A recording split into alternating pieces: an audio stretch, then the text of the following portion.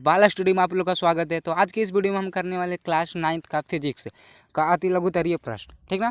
तो स्टार्ट करते हैं। तो स्टार्ट करने से पहले इसमें क्या क्या हम बताने वाले हैं जो बता देते हैं, और इसको पूरा फुल डिटेल में रहेगा, ठीक ना।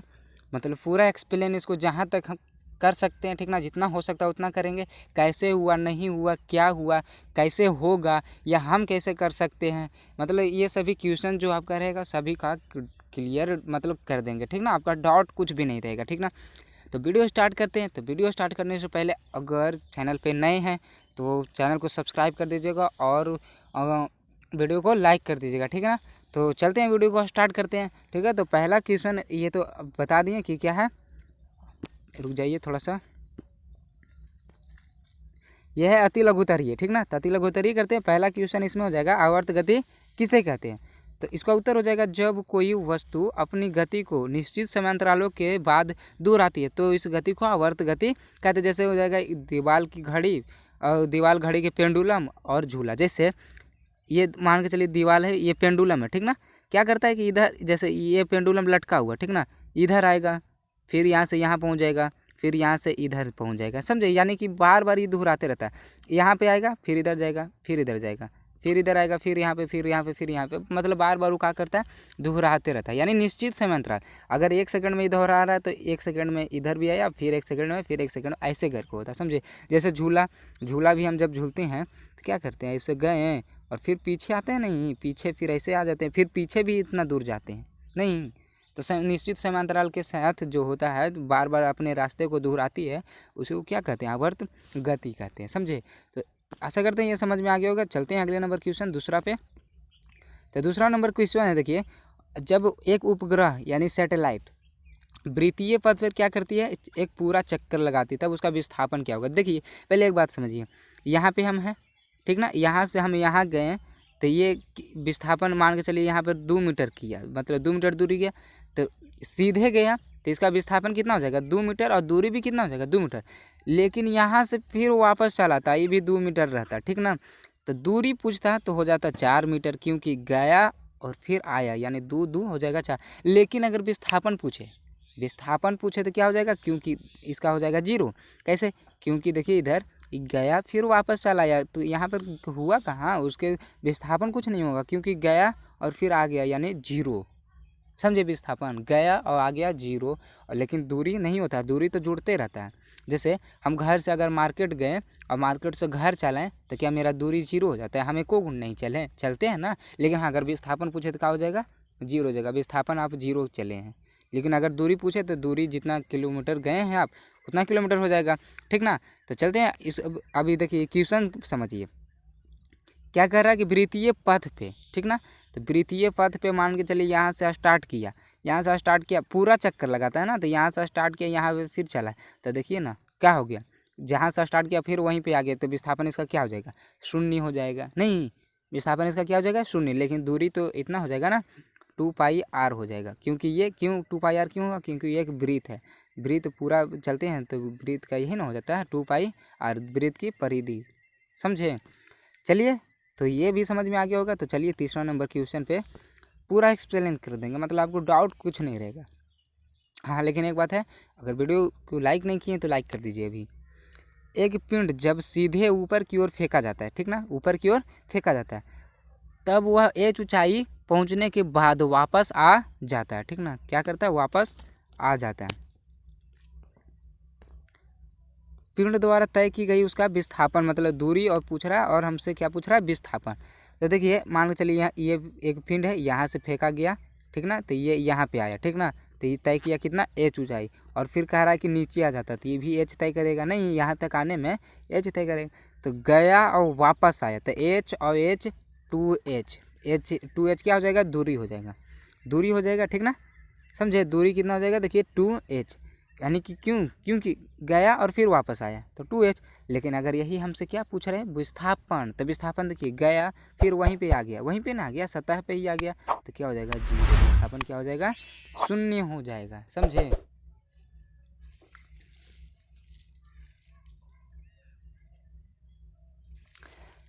चलते हैं अगले नंबर क्वेश्चन पे। आशा करते हैं ये समझ में आ गया होगा, ठीक ना। तो चौथा नंबर क्वेश्चन देखिए है कि सीधी सड़क पर गतिमान एक बस 7 बजे, ठीक ना, प्रातः मूल बिंदु के रूप में स्टेशन से 3 किलोमीटर की दूरी पर थी, ठीक, और 7:15 बजे -5 किलोमीटर दूरी पर थी। उसका विस्थापन क्या होगा? हमसे क्या पूछ रहा है? विस्थापन, ठीक ना। तो मान के चलिए ये स्टेशन है, ये क्या है? स्टेशन। यहाँ से 3 किलोमीटर था, कब? यानी 7 बजे 3 किलोमीटर था, 3 किलोमीटर की दूरी पर। और यहीं से पूछ रहा है कि 7:15 में माइनस में था कितना? 5 किलोमीटर। हमसे पूछ रहा है क्या? विस्थापन। तो विस्थापन में क्या करते? यहीं से ना हो जाएगा, इधर 5 हो गया, इधर 3 हो गया, तो 5 3 हो गया 8, जुड़ जाता है। विस्थापन का एक फार्मूला होता है, यानी एस बराबर हो जाता है x1 माइनस x2। x यहाँ पे दूरी है, समझे। तो इधर गया 3 किलोमीटर, ठीक है। अरे लिखा नहीं रहा अच्छा से, देखिए उसको हटाते हैं। ये गया 3 किलोमीटर, फिर माइनस, और फिर फार्मूला का माइनस ये हो गया, ठीक ना। और यहाँ पे देखिए ये -5 किलोमीटर पहले से भी है, तो -5 हो गया ना। अब देखिए ये क्या हो जाएगा? माइनस और माइनस बन के क्या हो जाएगा? प्लस, यानी कि 3 प्लस में हो जाएगा 5, और इसको जोड़ेंगे तो कितना आ जाएगा? 8। नहीं हो गया ना, तो इसका आंसर क्या हो जाएगा? 8। देखिए यहाँ पर बना हुआ भी है, ऐसे टेंशन ना लीजिएगा, ठीक ना। तो आशा करते हैं ये समझ में आ गया होगा आपको। लेकिन यहाँ पे एक चीज़ आपको डाउट होगा कि मतलब यहाँ पर विस्थापन शून्य क्यों नहीं हुआ? क्यों? अरे देखिए ये इधर गया -5 किलोमीटर, और ये इधर गया 3 किलोमीटर, तो यहाँ पर लौट के थोड़ा ना, यहाँ यही रहता है कि यहाँ से फिर लौट के यहाँ पे आ जाता है, तो 0 हो जाता है। नहीं समझे? आगे होगा समझ में। चलिए 5वां नंबर क्वेश्चन देखिए। 5वां नंबर क्वेश्चन है, कोई वस्तु जब आर एक वृत्त पर चलती है, यानी कि वृत्त के आर पे एक चलती है, आर त्रिज्या के वृत्त पे चलती है, और अपने प्रस्थान बिंदु की व्यासता सम्मुख बिंदु पर पहुंचती है, यानी कि यहाँ व्यास ये वाला होता है ना ऐसे, तो उसी के मतलब सम्मुख बिंदु पर, यानी यहाँ पे पहुंचती है, तो उसकी विस्थापन, देखिए इसको थोड़ा हटा देते हैं। तो पूछ रहा विस्थापन और तय की गई दूरी, विस्थापन और तय की गई दूरी क्या होगा? तो देखिए यहाँ से मान के चलिए स्टार्ट किया, ठीक ना। तो यहाँ से स्टार्ट किया और फिर यहीं पे आ गया, नहीं, तो यहाँ से स्टार्ट किया फिर वहीं पे आ गया, तो इसका विस्थापन तो आप लोग को पता है ही कि क्या हो जाएगा? शून्य हो जाएगा। तो विस्थापन इसका क्या हो गया? शून्य, ठीक ना। लेकिन अब दूरी की बात करें तो अभी इसके पहले क्वेश्चन मतलब दूसरा या तीसरा बताए थे कि यहाँ से स्टार्ट किया फिर यहीं पे आ रहा है, तो इसका दूरी हो जाता है 2πr, समझे। अब ऐसा क्यों होता है? क्योंकि ये एक वृत्त की परिधि है, वृत्त की परिधि क्या होता है? 2πr। तो ये हो जाएगा इसका, देखिए दूरी, यहाँ पे पाई लिखने का ऑप्शन नहीं ना देता है मोबाइल में, तो ये हो जाएगा 2πr, ठीक ना। दूरी हो जाएगा क्या? 2πr, समझ गए। तो चलते हैं अगले नंबर क्वेश्चन पे। आशा करते हैं समझ में आ गया होगा आप लोग को। अब देखिए है यहाँ पे क्वेश्चन नंबर 6, ऐसी गति हो सकती है जिसमें औसत वेग शून्य हो? औसत वेग क्या हो? शून्य हो। तो ऐसा नहीं हो सकता है। क्या नहीं हो सकता? औसत वेग शून्य नहीं हो सकता, ऐसा कोई गति ही नहीं होगा, ठीक ना।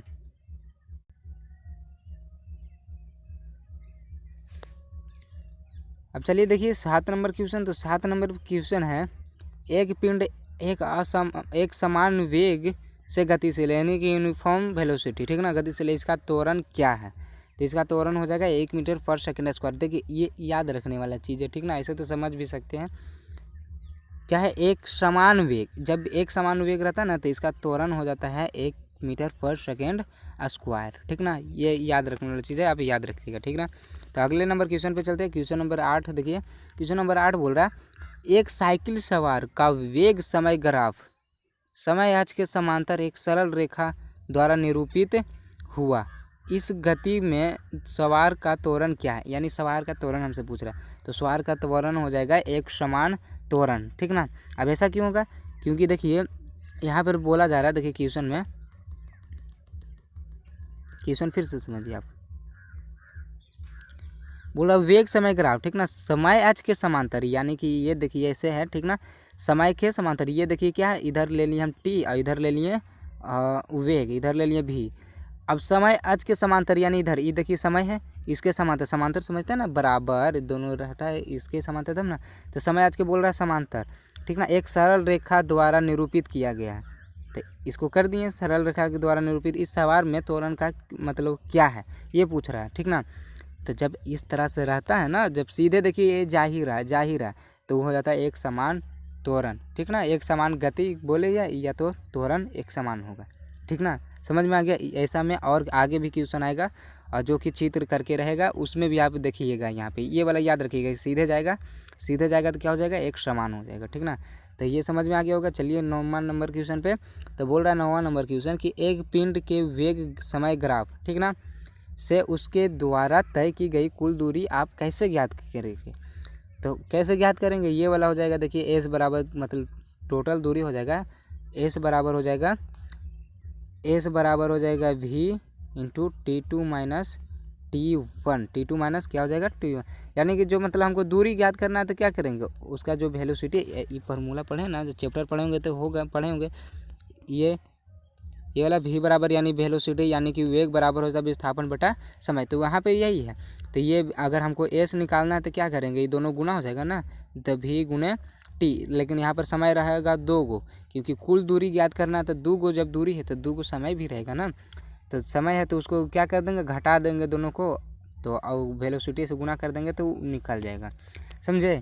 तो आशा करते हैं ये भी समझ में आ गया होगा। अगर वीडियो अच्छा लग रहा होगा तो चैनल को सब्सक्राइब कर दीजिएगा और वीडियो को ज़रूर से ज़रूर लाइक भी कर दीजिए, ये ज़रूरी है, ठीक ना। चलिए 10वें नंबर क्वेश्चन पे देखिए, एक गाड़ी का ऑडोमीटर क्या मापता है। तो गाड़ी का ऑडोमीटर दूरी मापता है। गाड़ी ऑडोमीटर क्या है, जब बाइक आप लोग चलाते होंगे या तो अगर नहीं अभी उम्र नहीं हुआ होगा तो देखे होंगे कि वहाँ पे एक मतलब किलोमीटर में दिया हुआ रहता है 30 किलोमीटर ऐसे करके, जहाँ पे मतलब दिखाता नहीं है, ये जैसे ये काटा है कि कितना स्पीड से चल रहा है, तो उसके नीचे देखिएगा। ऐसे हम भी नहीं चलाते, हम भी छोटा ही है लेकिन देखे हैं, ठीक ना। तो यहाँ पे एक करके लिखा हुआ रहता है किलोमीटर करके, तो वो क्या बताता है, दूरी। जैसे मान के चलिए आप यहाँ आपका घर यहाँ पे आप मार्केट गए, तो मान के चलिए मार्केट जाने में आपको 30 किलोमीटर लगा, ठीक ना। और फिर चल आइएगा तो 30 किलोमीटर फिर आए तो क्या हो जाएगा, इसके 60 किलोमीटर ना हो जाएगा, समझे कि 0 हो जाएगा विस्थापन नहीं नापता है, दूरी नापता है ऑडोमीटर, समझे। यानी कि जितना गए वो सब बता देगा। अगर विस्थापन मापता तो फिर तो 0 हो जाता, 0 थोड़ा ना होता है, समझ गए होंगे। चलते हैं अगले नंबर क्वेश्चन पे। अगला नंबर क्वेश्चन है, एक वस्तु द्वारा कुछ दूरी तय की गई, इसका विस्थापन 0 हो सकता है। जैसे यहाँ से यहाँ चल गए, क्या इसका विस्थापन 0 हो सकता है, बोलिए। विस्थापन क्या हो सकता है, 0 हो सकता है। जैसे ये क्या हो सकता है, फिर यहाँ पर पहुँच गए, ठीक ना, समझ में आया। देखिए फिर से एक चित्र फाड़ देते हैं। ये यहाँ पर हम खड़े हैं और हम चले फिर यहाँ पे आ गए। अब इसका देखिए उत्तर देखिए, पूछ रहा है कि विस्थापन 0 हो सकता है या नहीं, ये पूछ रहा है। तो इसका आंसर हो जाएगा विस्थापन 0 हो सकता है यदि हम वृत्तीय पथ में चलकर पुनः प्रारंभिक स्थान पर पहुँचते हैं। यहाँ हमने कुछ दूरी तय की है परंतु हमारा विस्थापन 0 होगा, नहीं समझे। जैसे वृत्तीय पथ में बताए थे ना, सॉरी रुक जाइए थोड़ा। जैसे वृत्तीय पथ पे मान के अच्छा से पढ़ा ही नहीं रहा। जैसे यहाँ से मान के चलिए हम स्टार्ट किए, यहाँ से यहाँ चले तो कुछ दूरी चले, लेकिन फिर भी मेरा क्या होगा, विस्थापन हो 0 हो गया। विस्थापन क्या हो गया, 0 हो गया। तो विस्थापन 0 हो सकता है किस कंडीशन में, जब हम वृत्तीय पथ पे वृत्तीय पथ मतलब समझते हैं, गोलाकार, समझ गए होंगे आशा करते हैं। तो चलते हैं अगले नंबर क्वेश्चन 12 पे। तो 12 नंबर क्वेश्चन कह रहा है कि किस अवस्था में किसी वस्तु की औसत वेग का परिमाण उसकी औसत चाल के बराबर होगा। यानी औसत वेग का परिमाण, ठीक ना, औसत चाल का परिमाण कब देखिए होगा, जब क्या हो कि मतलब विस्थापन और दूरी दोनों क्या हो, समान हो। अगर जैसे देखिए यहाँ पे, यहाँ से यहाँ हम हैं और यहाँ पहुँचे तो 2 किलोमीटर मान के चलिए चले, ठीक ना। तो इसका ये दूरी भी क्या हो गया 2 किलोमीटर, और विस्थापन भी क्या हो गया 2 किलोमीटर, क्योंकि यहाँ तक जा रहा। अगर यही घूर के आ जाता तब विस्थापन हो जाता 0 और दूरी हो जाता 4 किलोमीटर, ठीक ना। लेकिन यहाँ पे दोनों साथ साथ चल रहा था, 2 किलोमीटर विस्थापन और 2 किलोमीटर दूरी भी, ठीक ना। तो दोनों का तो ये दूरी समान है, तो अभी क्या हो जाएगा, इसका औसत वेग और औसत चाल भी क्या हो जाएगा, समान हो जाएगा, समझे। चलिए क्वेश्चन नंबर 13 पे चलते हैं। क्वेश्चन नंबर 13 है कि किसी वस्तु की गति के विषय में आप क्या कह सकते हैं जिसका चाल समय ग्राफ समय अक्ष के समांतर है, ठीक ना, सरल रेखा है। तो ऐसी स्थिति में हम कहेंगे कि वस्तु एक समान चाल है। देखिए क्या कर रहा है, चाल समय ग्राफ समय अक्ष के समांतर है। देखिए ऐसे फिगर पा रहे थे ना, ये हो गया चाल और नीचे में हो गया समय, यानी टी से बता दिए। और समय एच के समांतर, ये समय है ना, तो इसके समांतर, इसके क्या हो, समांतर है। देखिए इसके समांतर जब कर दिए तो क्या होगा, एक समान होगा ना, एक समान चाल। ये पहले देखे थे ना, इसके पहले बोले थे ना आगे, और आगे और भी आएगा आगे ऐसा क्वेश्चन, ठीक ना। तो ये क्या हो जाएगा, एक समान हो जाएगा, ठीक। तो 14 नंबर क्वेश्चन चलते हैं। किसी वस्तु की गति के विषय में आप क्या कर सकते हैं जिसका दूरी समय ग्राफ अक्ष अति समय अक्ष के समांतर सरल रेखा, यानी कि ये देखिए समय हो गया, ये क्या हो गया, दूरी हो गया, ठीक ना। अब बोल रहा कि समय अक्ष ग्राफ समय के समांतर, यानी कि ये क्या हो गया, समय के समांतर। तो इसका देखिए हो जाएगा उत्तर। ऐसी स्थिति में हम कहेंगे वस्तु स्थिर है, वह गतिमान नहीं है, वह क्या हो जाएगा, गतिमान नहीं है। अब अच्छा क्यों नहीं है, क्योंकि देखिए ये टाइम का है, तो टाइम ना बढ़ते जा रहा है, इधर देखिए ये बढ़ेगा तो टाइम ना बढ़े जाएगा। और यहाँ पे जो दूरी चला मान के चलिए, यहाँ पे देखिए 1 है और यहाँ पे हो गया 2, तो ये 2 ये पे रहेगा, दूरी ऊपर थोड़ा ना जा रहा है, दूरी ऊपर जाएंगे तब ना बढ़ेगा। ये तो यहीं से जा रहा है तो जाते रहेगा, ये समय बढ़ेगा, दूरी थोड़ा ना बढ़ेगा। तो इसका मतलब हो गया कि क्या गति, वह जो वस्तु है वह स्थिर है, गतिमान नहीं है, समझे। और गतिमान जब नहीं है तो टाइम भी नहीं बढ़ेगा, क्योंकि चलेंगे तब ना समय, मतलब जैसे हमको जाने में 5 किलोमीटर गए तो कुछ समय लगेगा, और जो गए हुए नहीं किए तो समय कहाँ लगेगा, समझे। तो ऐसा करते हैं, आपको समझ में आ गया होगा। ऐसी स्थिति में क्या हो जाएगा, वस्तु स्थिर रहेगा, ठीक ना, वह गतिमान नहीं है, ठीक ना। तो समझ में आ गया होगा। तो चलते हैं अगले नंबर क्वेश्चन 15 पे। 15 कह रहा है किसी वस्तु की एक समान एवं असमान गति के लिए दूरी समय ग्राफ की प्रकृति क्या होती है। तो इसका उत्तर हो जाएगा, एक समान गति के लिए समय दूरी ग्राफ एक सरल रेखा होती है, ठीक ना, जबकि असमान गति के लिए ऐसा ग्राफ समय के साथ वस्तु द्वारा तय की गई दूरी का आरेखीय परिवर्तन दर्शाता है। जैसे अभी देखिए किए ना, मतलब एक समान कब होता है, एक समान कब होता है, जब मतलब क्या हो कि सीधी रेखा हो, नहीं सरल रेखा हो। जैसे देखिए यहाँ पे बोला जा रहा है ना क्वेश्चन, अभी आंसर देखे ना, एक सरल रेखा हो तभी ना क्या होता है कि मतलब एक समान होता है ना। लेकिन यहाँ पे देखिए असमान क्या कैसे हो जाएगा, असमान मान के चलिए ऐसे जा रहा है, देखिए, अरे यार लिखा नहीं रहा, अच्छा हाँ अब देखिए ये असमान मान के चलिए यहाँ से जा रहा है, ऐसे करके टेढ़ा करते जा रहा है, या तो फिर मतलब ऐसे करके ऐसे तो ये टेढ़ा करके जा रहा है, तो ये क्या हो जाएगा, असमान हो जाएगा, सीधे थोड़ा ना जा रहा है, समझे। तो ये भी समझ में आ गया होगा आप लोगों को। तो चलिए अगले नंबर क्वेश्चन पे। अब इसको देखिए ना समझ में आया होगा ये क्वेश्चन, तो अब हम कुछ नहीं यहाँ पे कर सकते, ज़्यादा डिटेल नहीं कर सकते, क्योंकि जैसे कोई जो होता है मतलब सोचता है कि सिर्फ क्वेश्चन आंसर ही करवा दे बहुत है, वो बोर हो जाएगा, मतलब वीडियो देखेगा भी नहीं। तो अब जैसा लोग खोजेगा वैसा ही ना। अब डिटेल में पढ़ना तो प्ले लिस्ट खोलिए जाइए, और उसमें बताया गया है आप लोग को पूरा चैप्टर मोशन पढ़ाया गया है, आप जाकर देखिए और वहाँ से समझिए, ठीक ना। तो चलते हैं अगले नंबर क्वेश्चन। 15 तो हो गया, 16 चलते हैं। 16 में देखिए क्या रहा क्वेश्चन, चित्र 2.33 यानी 2.3 में, ठीक ना, चाल समय ग्राफ की 4 स्थितियां दिखाई गई है, ठीक ना। अब देखिए ये वाला, यही देखिए क्वेश्चन हम बोल रहे हैं, तो देखिए आया ना। अब इसमें देखिए अच्छे से समझिएगा। पहला में किस स्थिति में, यानी कि चाल नियत है, किस स्थिति में चाल नियत है, चाल घट रही है, चाल बढ़ रही है। चौथा में हो जाएगा चौथी स्थिति में क्या होता है, ठीक ना। तो अब हमको ये देखना है, ठीक ना।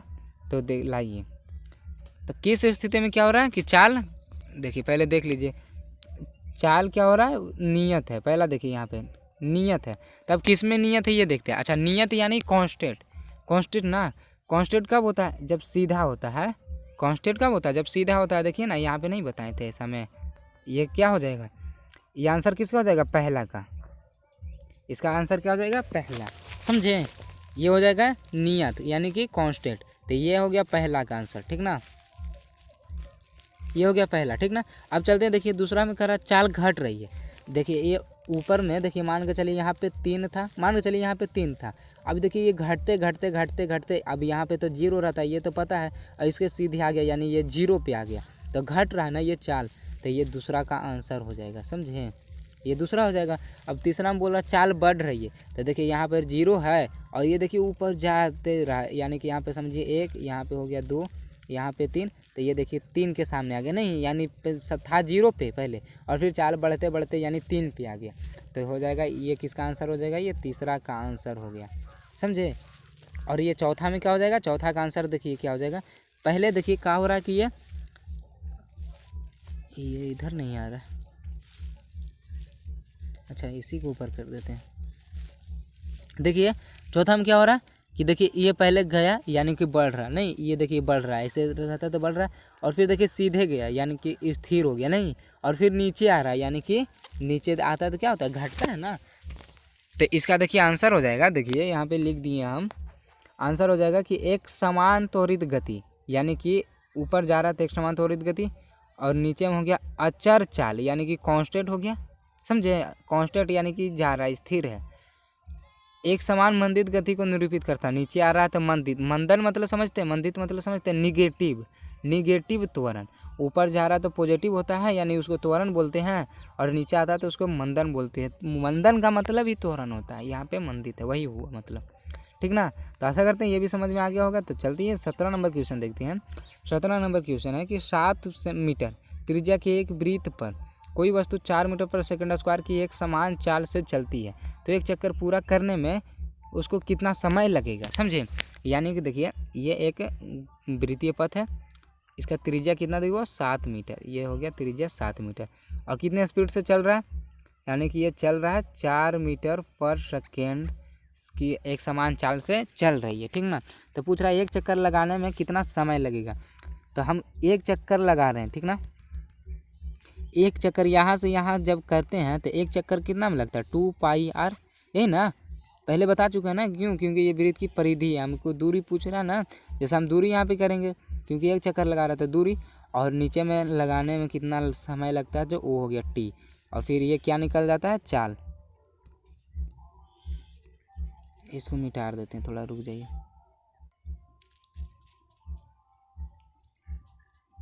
सो देखिए अब देखिएगा,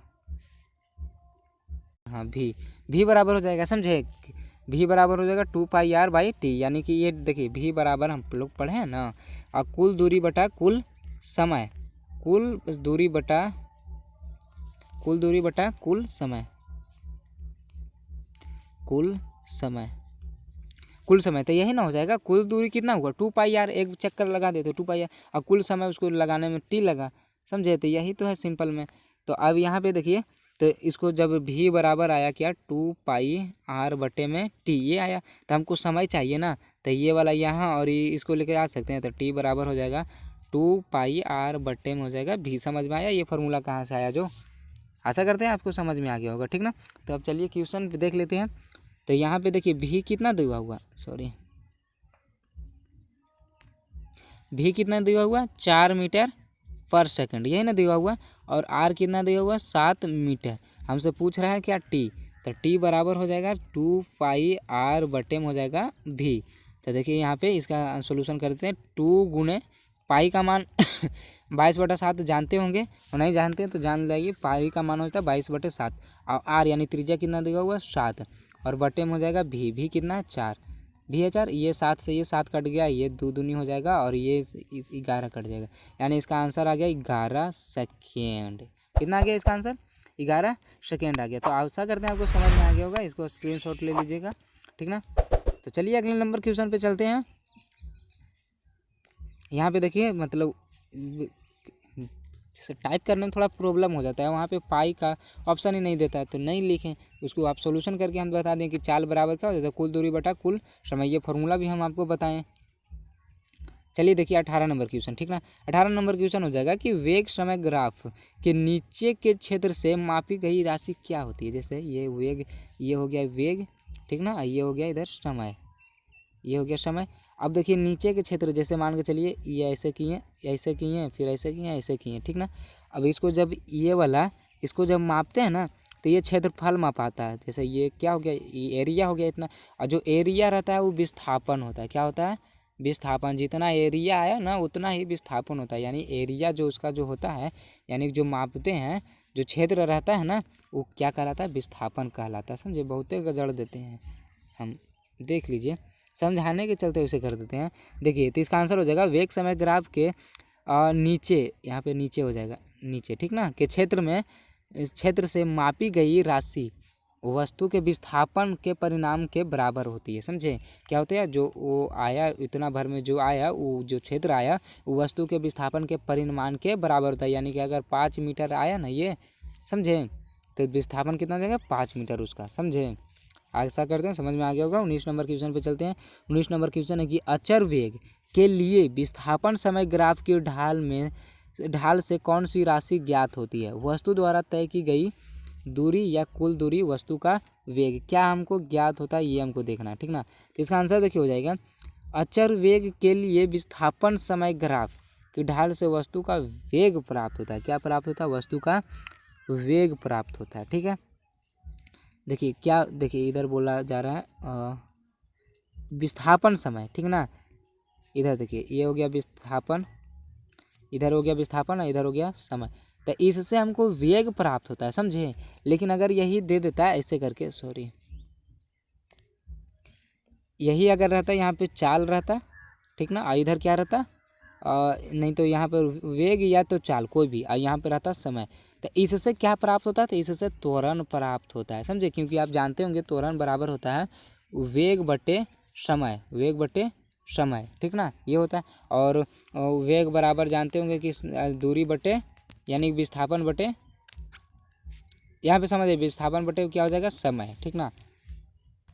तो एक बार फिर से बता दे रहे हैं कि मतलब क्या होता है, विस्थापन समय जो है क्या मापता है, वेग प्राप्त होता है, यानी विस्थापन समय से वेग प्राप्त होता है, और वेग समय से क्या प्राप्त होता है, त्वरण प्राप्त होता है। आप ये भी जान लीजिए, ठीक ना। तो चलते हैं अगले नंबर क्वेश्चन पे। आशा करते हैं ये समझ में आ गया होगा। तो अगले नंबर क्वेश्चन है 20 नंबर, सॉरी हिल जा रहा है ये, एक समान वृत्ति गति से आप क्या समझते हैं, ठीक ना। तो एक समान वृत्ति गति से आप क्या समझते हैं, देखते आ रहे हैं बस। एक समान वृत्ति गति कब होता है, जब मतलब वृत्ताकार रहेगा। देखिए एक समान वृत्ति गति का एग्जांपल देते हैं कब होता है। जैसे मान के चलिए यहाँ पे आइए, आप एक पकड़े हुए हैं, यहाँ पे आपका हाथ है, ठीक ना, ये पकड़े हुए, और एक रस्सी ले लिया और यहाँ पर एक मतलब उसमें कोई पत्थर बांध कर और उसको चारों पट्टी ऐसे घुमा रहे हैं, ठीक ना, ऐसे घुमा रहे हैं, उसको इस तरह से घुमा रहे हैं कि वो नीचे झुक नहीं रहा, तो वो क्या हो जाता है, एक समान वृत्तीय गति। अगर उसको स्लो कर दीजिएगा ना, एक समान वृत्तीय मतलब समझते हैं कि 2 मीटर पर सेकंड स्क्वायर से उसको अगर घुमा रहे हैं ना, सॉरी 2 मीटर पर सेकंड से, तो उसको वही चाल चाहिए। अगर उससे कम दीजिएगा ना तो क्या हो जाएगा, वो नीचे चलेगा नहीं। अगर पूरा कस के घुमा रहे हैं और थोड़ा सा धीरे कर दीजिए तो नहीं आ जाता है नीचे, हाँ, और अगर ज़्यादा स्पीड बढ़ा दीजिएगा तो फिर ऊपर चल जाएगा, समझे। तो वो असमान वृत्तीय गति हो जाता है। एक समान वृत्तीय गति के लिए मतलब चाल उसका समान रहना चाहिए, समझे, तो वही होता है एक समान वृत्तीय गति। तो यहाँ पे देखिए इसका आंसर हो जाएगा, जब कोई वस्तु वृत्ताकार पर एक समान चाल की गति करता है तो उसे एक समान वृत्तीय गति कहते हैं। एक समान चाल समझ गए ना, कि अगर उसका जो स्पीड है वही रहना चाहिए, उससे कम होगा तो नीचे चलाएगा, अगर उससे ऊपर होगा तो ऊपर में चल जाएगा। तो चलते हैं अगले नंबर 21 नंबर क्वेश्चन पे। 21 नंबर क्वेश्चन है, देखिए यहाँ पे कि क्या एक समान वृत्तीय गति में किसी वस्तु का वेग हमेशा परिवर्तित रहता है। हाँ, बात सही है। देखिए एक समान वृत्तीय गति करते हैं, सॉरी ये एक समान वृत्तीय गति है, ठीक ना, एक समान वृत्तीय गति है। अब यहाँ पे देखिए हम हैं तो इसका वेग इधर हो रहा है, नहीं, जैसे चाल इसका वेग इधर हो रहा है, फिर इधर जाएंगे तो इधर हो जाएगा, फिर इधर जाएंगे तो इधर हो जाएगा, यानी ये सभी क्या है, भी। फिर इधर जाएंगे तो फिर इधर हो गया भी, यानी हम जिधर जाएंगे उधर हमारा भी हो जाएगा, समझे। तो ये क्या हो जाता है, चेंज होते रहता है, यानी कि परिवर्तित होते रहता है। तो बात सही है, हाँ, इसका आंसर क्या हो जाएगा, हाँ। तो चलिए अगले number question, last number question पे। तो चलिए 22 नंबर देखिए क्वेश्चन होगा, एक डोरी के छोर पर बंधे किसी वस्तु को वृत्तीय पथ पर घुमाने पर वस्तु की गति की दिशा क्या होती है। जैसे अभी ये देखिए बताए थे ना पत्थर का वाला, वही बात यहाँ पे आ गई। तो इसका देखिए आंसर हो जाएगा, वस्तु वृत्तीय पथ का स्पर्श रेखीय सीधी रेखा में गति करेगी। सीधी रेखा में क्या करेगी, गति करेगी। जैसे स्पर्श रेखीय, देखिए ये स्पर्श रेखीय, ये स्पर्श रेखीय ना छूते जा रहा है, सीधा रेखा अगर यहाँ पे आया तो स्पर्श रेखीय सीधा में होगा। ऐसे थोड़ा ना होगा कि मतलब ऐसे करके ऐसे होगा, नहीं ना, ऐसा नहीं होगा। या यहाँ पे आया तो सीधे हो जाएगा, फिर यहाँ पे आया तो सीधे हो जाएगा, यहाँ पे आया तो सीधे हो जाएगा। तो यानी स्पर्श रेखीय सीधी रेखा में होता है। तो समझ में आ गया होगा आपको। तो अगर समझ में आ गया होगा तो वीडियो को लाइक कर दीजिए, ठीक है ना, और चैनल को सब्सक्राइब कर दीजिए, ठीक है। तो मिलते हैं इसके पार्ट 2 में। लघुत्तरीय प्रश्न जल्द ही इसका वीडियो आ जाएगा, ठीक ना। तो चलिए मिलते हैं अगले वीडियो में, तब तक के लिए बाय।